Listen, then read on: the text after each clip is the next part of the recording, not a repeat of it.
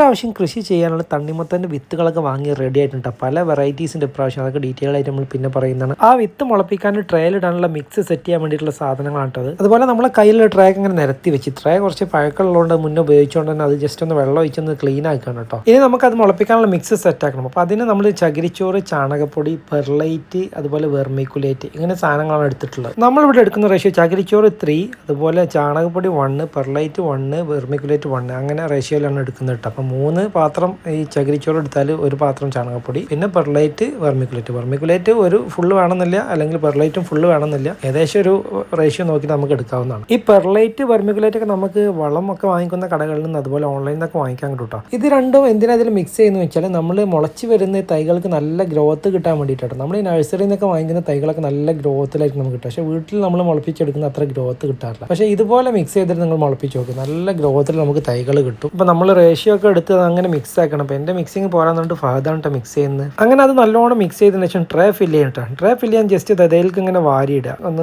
Clear ചെയ്തതിന് ശേഷം അതിൻ്റെ മേലെ ഒരു കാലി ട്രേ വെച്ചിട്ട് നല്ലോണം ഇങ്ങനെ അമർത്തണം കേട്ടോ. അല്ലാതെ ജസ്റ്റ് ഫില്ല് ചെയ്താൽ പോരാ, നല്ലോണം ഇങ്ങനെ അമർത്തണം. എന്നാലും നമുക്ക് തൈകൾ നല്ലതിൽ ഇങ്ങനെ സ്ട്രോങ് ആയിട്ട് നിൽക്കുള്ളൂ, അല്ലെങ്കിൽ പെട്ടെന്ന് പറഞ്ഞു പോകാൻ ചാൻസ് ഉണ്ട്. അങ്ങനെ നമ്മളെ കംപ്ലീറ്റ് ട്രേകളും ഫില്ല് ചെയ്ത് ജസ്റ്റ് ഒന്ന് ഇങ്ങനെ നനച്ചു കൊടുക്കണം കേട്ടോ. ജസ്റ്റ് ഒരു ഈർപ്പം കിട്ടാൻ വേണ്ടിയിട്ട് നനച്ചു കൊടുത്തതിന് ശേഷം വിത്ത് ഇടാൻ പാടുള്ളൂ. അപ്പോൾ ഇന്നത്തെ വീഡിയോ എത്തുള്ളൂ. ഈ വിത്ത് ഇടുന്ന മറ്റൊരു വീഡിയോ ആയിട്ട് വീണ്ടും കാണാം. വീഡിയോ ഇഷ്ടമായിട്ടുണ്ടെങ്കിൽ ഒന്ന് ലൈക്ക് ചെയ്തേക്ക്, നമ്മുടെ പുതിയ വീഡിയോസ് ഇട്ടുണ്ടെങ്കിൽ ചാനലും സബ്സ്ക്രൈബ് ചെയ്തേക്കാം. വീണ്ടും അടുത്തൊരു വീഡിയോ കാണുന്നവരേക്കും ബൈ.